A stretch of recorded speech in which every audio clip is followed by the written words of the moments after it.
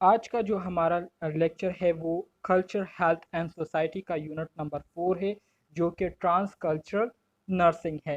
Trans cultural nursing मैंने आपको अगर याद हो तो नर्सिंग इस सब्जेक्ट के स्टार्ट में मैंने आपको बताया था कि हमारे साथ नर्सिंग की एक ऐसी फील्ड है जिसमें हम मुख्तलिफ कल्चर्स के बारे में स्टडी करते हैं, और ये फील्ड जो है बहुत ही ज़्यादा इम्पोर्टेंट है हमारे लिए।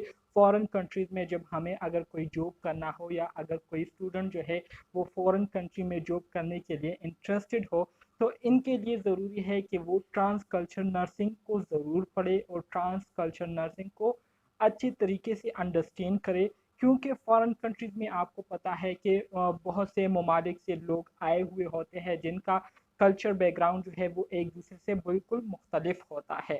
तो इसी तरह से जब आप वहाँ पर फिर इस तरह के लोगों को डील करते हैं तो ज़ाहिरी बात है आपको फिर उनके कल्चर के हवाले से पता होता है, और इसी तरह से फिर आपको उनके कल्चर के बेस पर क्या करते हैं, ट्रीटमेंट देते हैं, केयर देते हैं। तो इस तरह का जो नर्सिंग प्रोसेस है इसको हम क्या कहते हैं, इसको हम ट्रांस कल्चरल नर्सिंग कहते हैं। ठीक है। सो आज का ये यूनिट जो है हम डिस्कस करेंगे और इसको समझने की कोशिश करेंगे। तो हमारे साथ इस यूनिट के ऑब्जेक्टिव मौजूद है जिसमें हम मंतजदील टॉपिक्स पर बात करेंगे। सबसे पहले हम डिस्क्राइब करेंगे concept of transcultural nursing को, कि ट्रांस कल्चरल नर्सिंग किसे कहते हैं।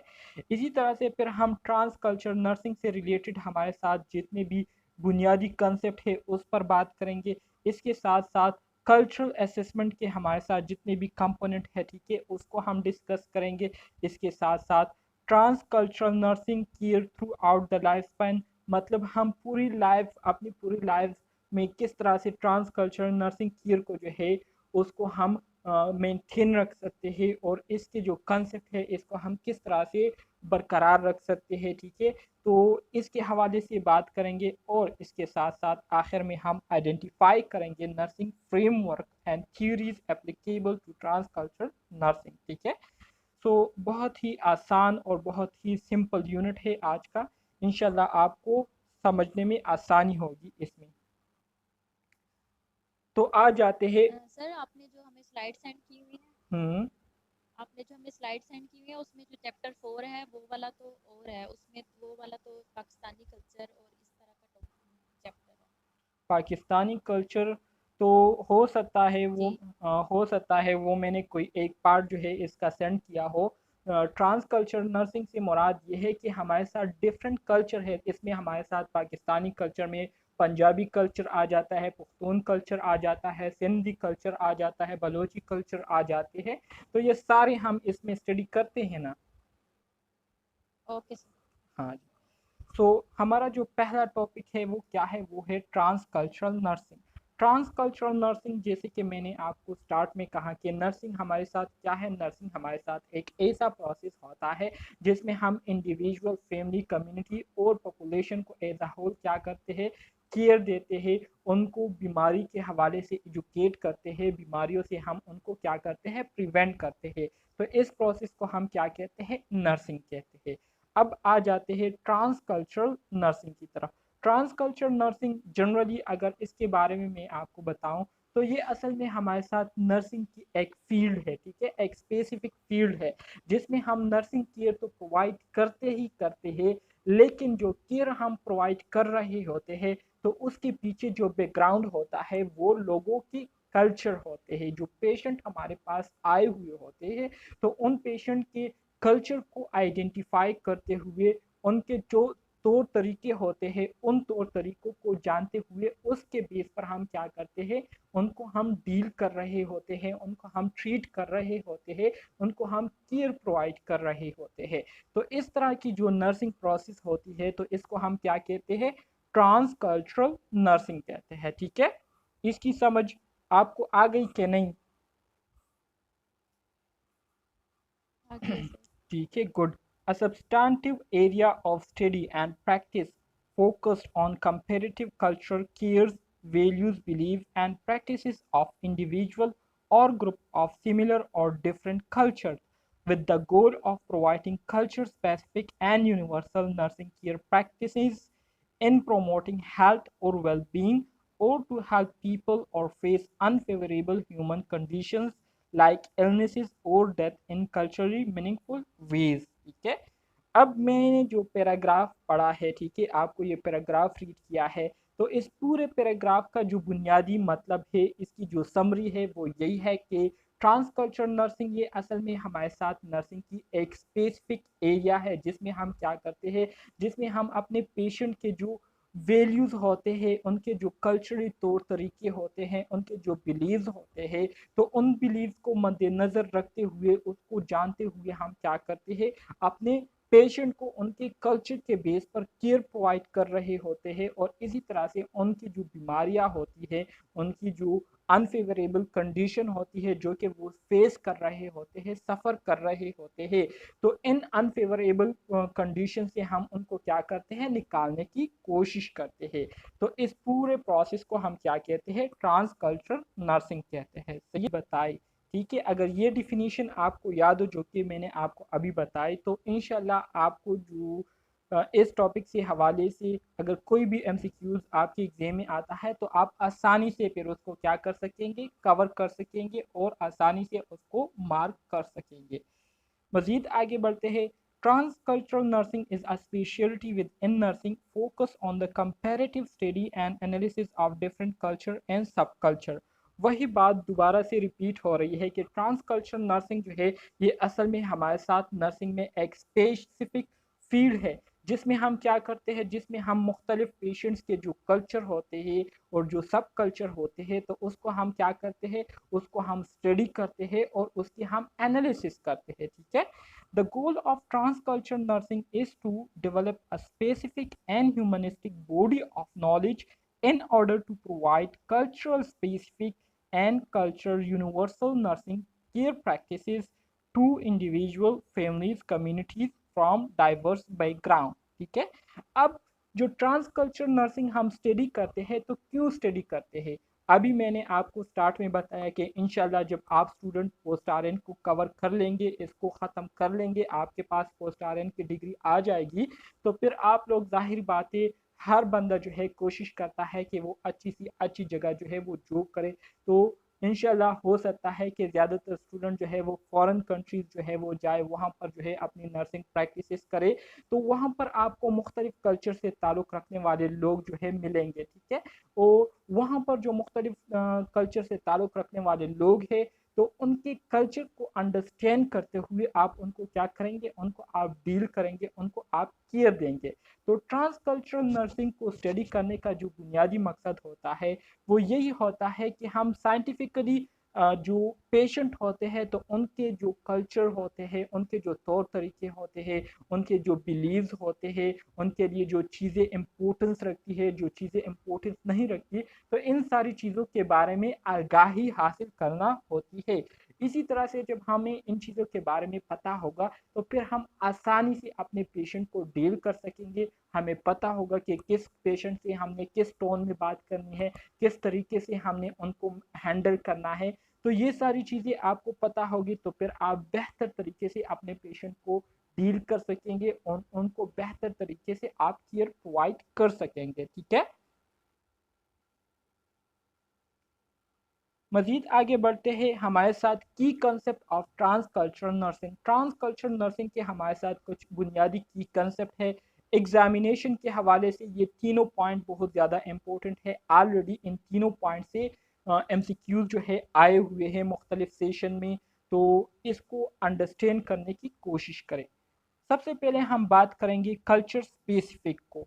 What is culture specific? Culture specific जैसे कि इसके नाम से आपको पता चल रहा होगा कि कल्चर स्पेसिफिक से मुराद ये है कि आप जो है किसी खास ग्रुप से ताल्लुक़ रखने वाले लोगों के जो कल्चर है, उनके जो तौर तरीके हैं, उनके जो बिहेवियर है, तो उसको आइडेंटिफाई करते हुए उसके बेस पर आप उनको क्या करते हैं, एक ख़ास ट्रीटमेंट देते हैं, एक ख़ास केयर प्रोवाइड करते हैं। तो इसको हम क्या कहते हैं, इसको हम कल्चर स्पेसिफिक कहते हैं। कल्चर स्पेसिफिक में आपके पास मुख्तलिफ कल्चर से ताल्लुक़ रखने वाले लोग जो है आएंगे और आप उनको उनकी कल्चर के बेस पर ही डील करेंगे। आप सारे लोगों के लिए एक ही तरीके को, एक ही मेथड को यूज़ नहीं कर सकते कल्चर स्पेसिफिक में, ठीक है। तो कल्चर स्पेसिफिक में कहते हैं कि culture specific refers to particular value, belief, and pattern of behavior. They tend to be special or unique to a group, and they do not tend to be shared with members of other cultures, ठीक है। वही बात है जो कि मैंने आपको कही कि कल्चर स्पेसिफिक से मुराद ये है कि आप एक ऐसे ग्रुप को डील करें, ठीक है, मतलब एक ऐसे ग्रुप की कल्चर को डील करें जिनके जो वैल्यूज, बिलीव और पैटर्न ऑफ बिहेवियर होता है, ठीक है, वो दूसरे कल्चर से मुख्तलिफ होता है और उनके कल्चर के बेस पर आप क्या करते हैं, उनको डील करते हैं। तो इसको हम क्या कहेंगे, कल्चर स्पेसिफिक कहेंगे। मिसाल के तौर पर आपके पास एक पठान फैमिली से एक पेशेंट आता है, ठीक है, और वो जो है मेल है और आप फीमेल है, ठीक है, तो आपको पता है कि पठान कल्चर में क्या रिवाज है, मतलब जो पठान फैमिली है वो पर्दा और इस तरह की चीज़ों का बहुत ज़्यादा ख्याल रखते हैं, ठीक है। तो फिर आप उनके जो कल्चर है, उनके जो तौर तरीके हैं, उसको जानते हुए आप उनको क्या करेंगे, डील करेंगे। इसी तरह से अगर आपको जो है पंजाबी कल्चर से रिलेटेड एक पेशेंट आते हैं, तो आपको पता होता है कि पंजाबी लोग जो है वो थोड़े से क्या होते हैं, थोड़े से ओपन माइंडेड या ब्रॉड माइंडेड आप कह लीजिए कि वो होते हैं और इतना वो मतलब नहीं करते, ठीक है। तो आप उनको उनकी कल्चर के बेस पर ही डील करेंगे, बल्कि और उनको जो है पठानों की कल्चर के तरीके से उनको आप डील नहीं कर सकते। तो मुख्तलिफ कल्चर से ताल्लुक़ रखने वाले लोगों को जो है आप उनको उनके कल्चर के बेस पर ही डील करेंगे और तमाम मुख्तलिफ कल्चर के लोगों को आप एक ही मेथड से डील नहीं कर सकते। तो ये हम कल्चर स्पेसिफिक में ये इस तरह की नर्सिंग केयर हम करते हैं, सही है। इसके बाद फिर हमारे साथ आता है कल्चर यूनिवर्सल। कल्चर यूनिवर्सल से मुराद ये है कि आप क्या करते हैं, आप सारे लोगों के लिए एक ख़ास मेथड जो है उसको अपनाते हैं और मुख्तलिफ कल्चर से ताल्लुक़ रखने वाले लोगों को जो है एक ख़ास मेथड से क्या करते हैं, एक ख़ास तौर तरीक़ों से जो है आप उनको डील करते हैं, उनको केयर देते हैं। तो इसको हम क्या कहेंगे, इसको हम कल्चरल यूनिवर्सल कहेंगे। Refer to the commonly shared values, norms of behavior and life patterns that are similar held among cultures about human behavior and lifestyle. Culture universal से मुराद ये है कि इसमें आपके पास जितने भी पेशेंट आते हैं, ठीक है, जो कि मुख्तलिफ कल्चर से ताल्लुक़ रखने वाले लोग होते हैं, तो उनको आप एक ऐसे मेथड से उनको आप डील करेंगे जो उनकी कल्चर से जो है उन सारे लोगों के कल्चर में जो है वो मेथड जो है वो कॉमन हो, ठीक है। तो उन सारे लोगों को आप उस कॉमन मेथड के ज़रिए क्या करेंगे, डील करेंगे, उनको केयर प्रोवाइड करेंगे। तो इस तरह की जो नर्सिंग केयर होती है, तो इसको हम क्या कहते हैं, इसको हम कल्चर यूनिवर्सल नर्सिंग केयर कहते हैं, सही है। इसी तरह से कल्चर डाइवर्सिटी आ जाती है। कल्चर डाइवर्सिटी से मुराद ये है कि refer to the difference in race, ethnicity, national origin, religion, age, gender, sexual orientation, social and economic status, education, and related attribute of group of people in society. Culture diversity से मुराद ये है कि ये हमारे साथ एक ऐसी कल्चर डाइवर्सिटी नर्सिंग केयर होती है जिसमें आपके पास जिस नस्ल के लोग आते हैं, ठीक है, या जिस रंग व नस्ल के लोग आते हैं, जिस कौम के लोग आते हैं, ठीक है, जिस कौम से ताल्लुक़ रखने वाले लोग होते हैं, ठीक है, या जिस रिलीजन से ताल्लुक़ रखने वाले लोग होते हैं, जिस उम्र के लोग होते हैं, जिस जेंडर से ताल्लुक़ रखने वाले लोग होते हैं, ठीक है, या जिस माशरे से वो ताल्लुक़ रखते हैं, या उनकी जो इकोनॉमिक स्टेटस होती है या एजुकेशनल लेवल होती है। तो इन सारी चीज़ों को मद्देनज़र रखते हुए आप जब उनको डील करेंगे, उनको केयर देंगे, तो इसको फिर हम कल्चरल डाइवर्सिटी नर्सिंग केयर कहेंगे। मिसाल के तौर पर आपके पास जो है बच्चे आते हैं, मतलब 10 से लेकर 15 साल की उम्र का एक बच्चा है, ठीक है, वो आपके पास आता है। तो आप उसकी जो साइकी है, उस साइकी को अंडरस्टैंड करते हुए उसके मुताबिक आप उनको डील करेंगे। इसी तरह से आपके पास अगर 35 ईयर ओल्ड मेल आता है, ठीक है, तो आप उनकी साइकी के मुताबिक, ठीक है, उनको आप क्या करेंगे, डील करेंगे और इसी तरह से उनकी जो नेशनलिटी है, ठीक है, मतलब जो कौमियत है उसको आप आइडेंटिफाई करेंगे, उनके रिलीजन को आप आइडेंटिफाई करेंगे और इसी तरह से फिर आप उनको केयर देंगे। तो इसको हम क्या कहेंगे, इसको हम कल्चर डाइवर्सिटी कहेंगे, ठीक है। इससे जो एमसीक्यूज आते हैं तो वो इस तरह से आते हैं कि आपको एमसीक्यूज दिया गया होगा कि हमारे साथ type of trans culture nursing in which particular values, belief and pattern of behavior they tend to special or unique to a group is called, ठीक है। मतलब एक ऐसी हमारे साथ नर्सिंग केयर जिसमें जो केयर हम दे रहे होते हैं पेशेंट को, ठीक है, तो वो उनके जो कल्चर होते हैं, उनके जो खास वैल्यूज, बिलीव और पैटर्न ऑफ बिहेवियर होते हैं उसको मद्देनजर रखते हुए हम उनको केयर दे, ठीक है। तो इसको हम क्या कहेंगे, इस तरह की केयर को हम कल्चर स्पेसिफिक नर्सिंग केयर कहेंगे। तो इस तरह के एमसीक्यूज जो है आपके एग्जाम में आते हैं, जो कि आप लोगों ने फिर उसको क्या करना होता है, हल करना होता है। मजीद आगे बढ़ते हैं, एंथ्रोपोलॉजी। एंथ्रोपोलॉजी कैसे कहते हैं, बहुत ही इम्पोर्टेंट टॉपिक है और आपके एमसीक्यूज में ये एमसीक्यूज भी जो है आया हुआ है ऑलरेडी आपके एग्जाम में। तो एंथ्रोपोलॉजी क्या है? Anthropology refer to the study of humans and humankind, including their origin, behavior, social relationship, physical and mental characteristics, customs and development is called anthropology. Anthropology जो है ये हमारे साथ क्या है, ये हमारे साथ वो फील्ड है जिसमें हम क्या करते हैं, जिसमें हम ह्यूमंस के बारे में स्टडी करते हैं, लोगों के बारे में मुतालिया करते हैं। और जब हम लोगों के बारे में मुतालिया करते हैं तो ज़ाहिरी बात है फिर हम उनकी जो बुनियाद है उसको भी जानने की कोशिश करते हैं, मतलब उनकी जो ओरिजिन है, कहाँ से ये लोग आए हैं, ठीक है, इनकी जो पैदाइश है वो कहाँ पर हुई है, इसी तरह से इनका जो रवैया है वो कैसा है, इनके जो सोशल रिलेशनशिप है लोगों के साथ वो किस तरह के है, इनके फिजिकल और मेंटल करेक्टरिस्टिक्स जो है वो क्या है, इनके कस्टम मतलब तौर तरीके क्या है, डेवलपमेंट क्या है, ठीक है। तो इन सारी चीज़ों को फिर हम उस ह्यूमन से रिलेटेड क्या करते हैं, स्टडी करते हैं। तो इस तरह की जो स्टडी होती है जिसमें हम ह्यूमंस और ह्यूमंस के जो ओरिजिन होते हैं, उनके जो तौर तरीके, बिहेवियर वगैरह होते हैं उसको हम स्टडी करते हैं, तो इसको हम क्या कहते हैं, इस तरह की स्टडी को हम एंथ्रोपोलॉजी कहते हैं। सही है। अब आ जाते हैं नर्सिंग एंड एंथ्रोपोलॉजी की तरफ। What is nursing and anthropology? Doctor Leininger's note that the field of anthropology and nursing must be interdigitated so that each field will profit from the contribution of other. Transcultural nursing is the blending of anthropology and nursing in both theory and practice, ठीक है। Doctor लेंजर जो थे इन्होंने ये बात note की थी कि हमारे साथ जो एंथ्रोपोलॉजी और नर्सिंग फील्ड है ये दोनों जो है आपस में कुछ हद तक क्या होते हैं, कुछ हद तक आपस में मिलते हैं। इंटरडिजिटेटेड से मुराद ये है कि आपस में मिलना।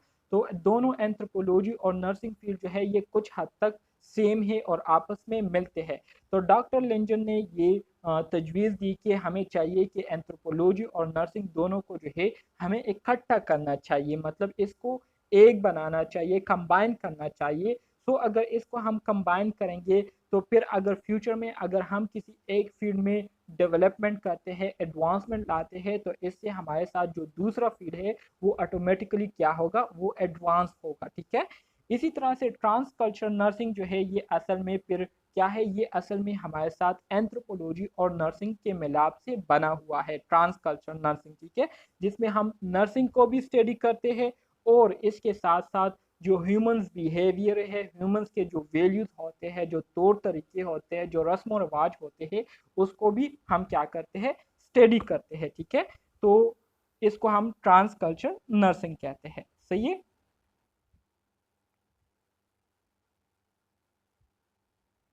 समझ आ रही है ना आप स्टूडेंट्स को? Yes sir. अच्छा, क्या इशू हो रहा है स्टूडेंट्स के साथ जो बार बार? Culturally congruent care. Culturally congruent care से क्या मुराद है? कल्चरली कॉन्गरेंट केयर से मुराद ये है कि आप लोगों को उनके कल्चर के बेस पर, उनके कल्चर के बुनियाद पर आप उनको क्या करें, केयर जब आप प्रोवाइड करते हैं तो इसको हम क्या कहते हैं, कल्चरली कॉन्गरेंट केयर, ठीक है।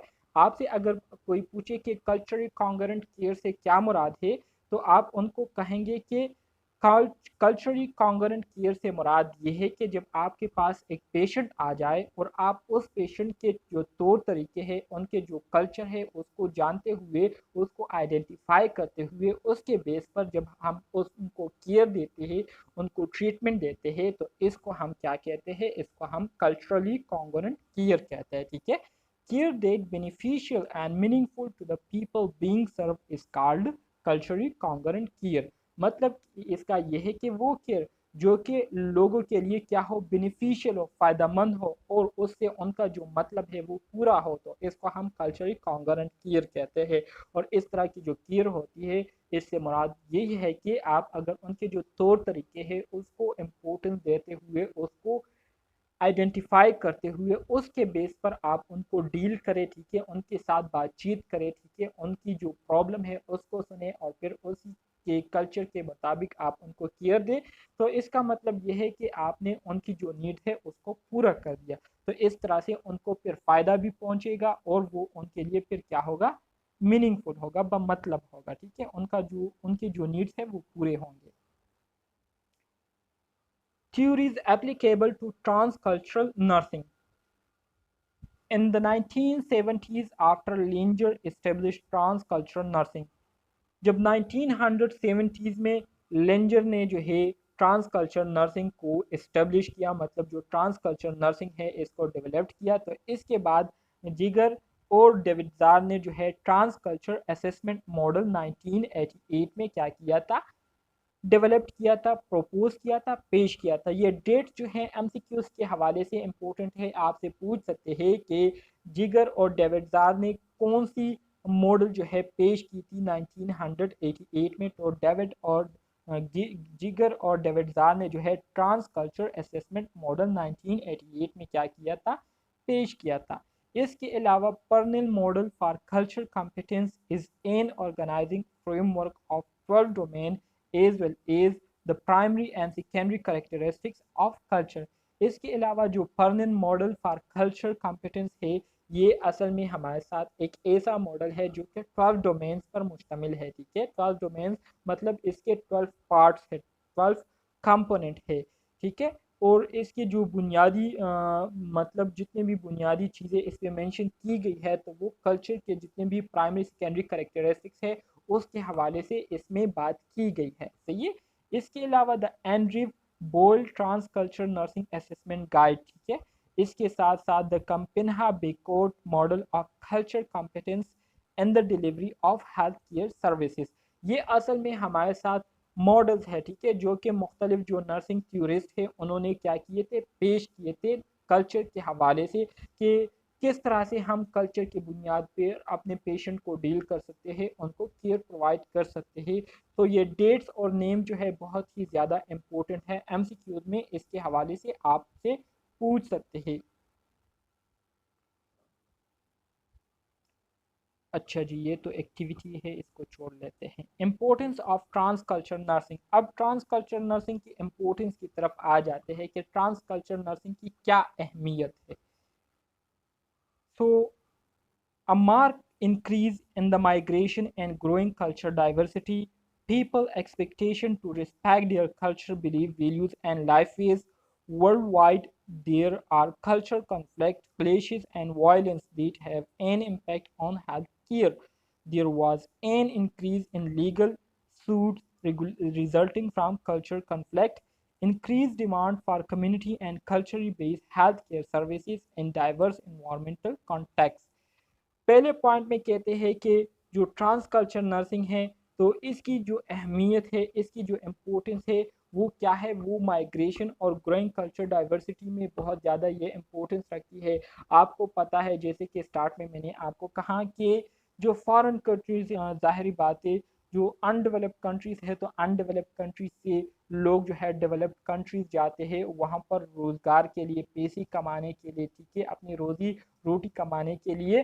तो मुख्तलिफ कल्चर से ताल्लुक़ रखने वाले लोग जो है एक ही जगह जो है वो जमा हुए होते हैं। तो इस तरह से एक मुख्तलिफ कल्चर से ताल्लुक़ रखने वाले लोगों के लिए ट्रांस कल्चर नर्सिंग जो है ये बहुत ही ज़्यादा इम्पोर्टेंस रखती है, क्योंकि मुख्तलिफ कल्चर के लोग होते हैं तो फिर उनके कल्चर के बारे में जानना, उसके बारे में आपके पास नॉलेज होना बहुत ज़्यादा ज़रूरी है। क्योंकि अगर आपके पास नॉलेज नहीं होगी, अगर आप उनकी बातों को अंडरस्टैंड नहीं करेंगे, उनके लैंग्वेज के बारे में आपको पता नहीं होगा, तो फिर आप इस तरह के पेशेंट को डील नहीं कर सकते और आपकी जो नर्सिंग प्रैक्टिस है वो फिर इफ़ेक्टिव नहीं रहेगी। तो बहुत ही ज़्यादा ज़रूरी है कि आपको पाकिस्तान में रहते हुए आपको पश्तो भी आनी चाहिए, ठीक है? क्योंकि पाकिस्तान में जो मेजर लैंग्वेज है तो उसमें पहले नंबर पर मतलब एक तो उर्दू स्पीकिंग है, दूसरे नंबर पर पश्तो होगी, ठीक है? इसी तरह से पंजाबी है। तो पश्तो, उर्दू और पंजाबी का आना आप सारे स्टूडेंट्स के लिए बहुत ज़्यादा ज़रूरी है, ठीक है? ये लैंग्वेजेस जो है बहुत ही ज़्यादा ज़रूरी है और अगर आपको ये 3 लैंग्वेजेस आते हैं तो इसका मतलब ये है कि आप पाकिस्तान में किसी भी जगह पर, किसी भी एरिया में प्रैक्टिस कर सकते हैं बगैर किसी रुकावट के, सही है? तो ट्रांस कल्चर नर्सिंग की एक इम्पोर्टेंस ये हो गई। इसी तरह से ट्रांस कल्चर नर्सिंग इसलिए भी ज़रूरी है कि जब आप पेशेंट को डील करते हैं जो कि मुख्तलिफ कल्चर से ताल्लुक़ रख रहे होते हैं, ठीक है? तो हर एक बंदा जो है ये एक्सपेक्ट करता है, उनकी ये एक्सपेक्टेशन होती है नर्सेस से, ठीक है, हेल्थ केयर सर्विसेज से, कि उनकी जो रिस्पेक्ट है, उनके जो तौर तरीके हैं, ठीक है, उनके जो तौर तरीके हैं, उनके जो वैल्यूज़ हैं, मतलब उनके लिए क्या चीज़ें अहमियत रखती है, क्या चीज़ें इम्पोर्टेंस नहीं रखती, ठीक है? तो इन सारी चीज़ों के जो है नर्सिंग जो स्टाफ है और दूसरे हेल्थ केयर जो मेंबर्स है, ठीक है, वो क्या करे, इस इन चीज़ों का ख्याल रखे और इन चीज़ों का ख्याल रखते हुए वो हमें क्या करे, केयर प्रोवाइड करे। तो इसी तरह से ट्रांस कल्चर जो है इस फील्ड में भी बहुत ज़्यादा इम्पोर्टेंस रखती है। इसके अलावा पूरी दुनिया में जो है हर जगह पर कल्चर की बुनियाद पर जो है लोग जो है एक दूसरे के साथ जो है लड़ रहे हैं, झगड़ रहे हैं। कोई कहता है कि हमारे जो तौर तरीके हैं वो आपसे ज़्यादा एडवांस है, अच्छे हैं। कोई कहते हैं कि हमारे जो तौर तरीके हैं, हमारे जो लाइफस्टाइल बिहेवियर है, ठीक है, वो आपसे ज़्यादा अच्छे हैं। तो इन्हीं कल्चर के बेस पर लोगों ने जो है कॉन्फ्लिक्ट्स बनाए हुए हैं, लोगों ने जो है जंग जो है वो छिड़ी हुई है। तो इसलिए बहुत ही ज़्यादा ज़रूरी है हेल्थ केयर सर्विसेज और मेंबर्स के लिए कि वो कल्चर से रिलेटेड जितनी भी नॉलेज है उनके पास होनी चाहिए और ज़्यादा से ज़्यादा होनी चाहिए, ताकि अगर उनके पास मुख्तलिफ कल्चर से ताल्लुक़ रखने वाले लोग आते हैं तो वो फिर उनको बेहतर तरीके से डील कर सके, सही है? इसके अलावा there was an increase in legal suit resulting from culture conflict, वही बात है, increased demand for community and culturally based healthcare services and diverse environmental context। और इसी तरह से आप अगर आजकल देखें तो पूरी दुनिया में जो है पूरे जितने भी फॉरेन कंट्रीज है हर जगह पर जो है उन्हें नर्सेज की ज़रूरत है और मुख्तलिफ कल्चर से तमाम लोगों को जो है एक जैसे उनको डील करे और एक ही मेथड से जो है उनको आप डील करें जो कि उनकी कल्चर में क्या हो वो बातें इंक्लूडेड हो, वो शामिल हो, ठीक है? तो इसको हम कल्चर यूनिवर्सल कहेंगे। कल्चर डाइवर्सिटी से मुराद ये है कि इसमें आपने जो है बच्चों को बच्चों के अंदाज में ट्रीट करना होगा, ठीक है? जैसे कि जब बच्चे होते हैं तो ज़्यादातर वो रोते हैं, परेशान होते हैं, डरते हैं, तो उनको हम क्या करते हैं, उनको हम मुख्तलिफ टेक्निक्स के ज़रिए डील करते हैं, उनसे हम मुख्तलिफ सवालात करते हैं, उनके साथ हम एज अ फ्रेंड बनकर उनसे हम बातचीत करते हैं और इसी तरह से उनसे हम उनके हेल्थ के हवाले से डेटा निकालते हैं। इसी तरह से जेंडर के बेस पर अगर मेल है तो उसका हमने किस तरह से डील करना है, अगर फीमेल है तो किस तरह से डील करना है। इसी तरह से उनके जो सोशल स्टेटस है या उनके जो इकोनॉमिक स्टेटस है उसको मद्देनज़र रखते हुए अगर आप उनको डील करते हैं तो इसको हम कल्चर डाइवर्सिटी कहते हैं, जिसमें हम लोगों की बहुत सारी चीज़ें, तो इसको हम क्या कहेंगे, कल्चर डाइवर्सिटी कहेंगे। डाइवर्सिटी मतलब वसी, बहुत ज़्यादा फैला हुआ। तो कल्चर डाइवर्सिटी इसमें हम लोगों के जो रंग व नस्ल है, लोगों के जो रिलीजन है, उनकी जो कौमियत है, उनके जो एज, जेंडर, सेक्सुअल ओरिएंटेशन, ये सारी चीज़ें कंसीडर करते हैं। तो इसको हम कल्चर डाइवर्सिटी कहेंगे, सही है? ये ठीक है सर, थैंक यू। ओके, कोई और क्वेश्चन है इसमें? हाँ सर। Okay, good. सर ये तो कोर्स खत्म हो गया या फिर इसके और पार्ट्स भी हैं? नहीं जी, ये बस ख़त्म हो गया, जितना इम्पोर्टेंट था वो मैंने यहाँ इसमें डिस्कस कर लिया। इसके अलावा कुछ एमसीक्यूज़ है, मतलब पंजाबी कल्चर, इसी तरह से Balochi culture, Sindhi culture, Pakhtun culture, इससे रिलेटेड कुछ एमसीक्यूज़ मैंने बनाए हुए हैं, तो वो मैंने उसी बुक में जो है ऐड किए हुए हैं, वो फिर आपको इंशाल्लाह मिल जाएंगे, ठीक है। सो उसको हम नहीं पढ़ते क्योंकि उसमें अगर उसको हम पढ़ेंगे तो फिर बहुत ज़्यादा जो है लेंथी हो जाएगा, ठीक है। तो उसके जो इम्पोर्टेंट पॉइंट है वो मैंने एमसीक्यूज़ के फॉर्म में अपने बुक में उसको मेंशन किए हुए हैं, तो वो आप लोग वहाँ से फिर देख सकते हैं।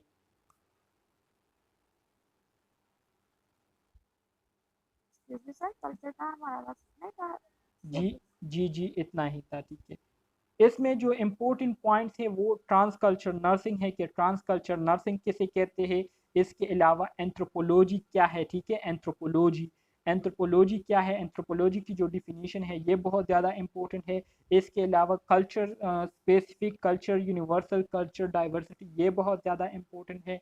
इसी तरह से जो मेंडलिन लेंजर के हवाले से मैंने आपको कुछ पॉइंट बताए तो वो बहुत ज़्यादा इम्पोर्टेंट है।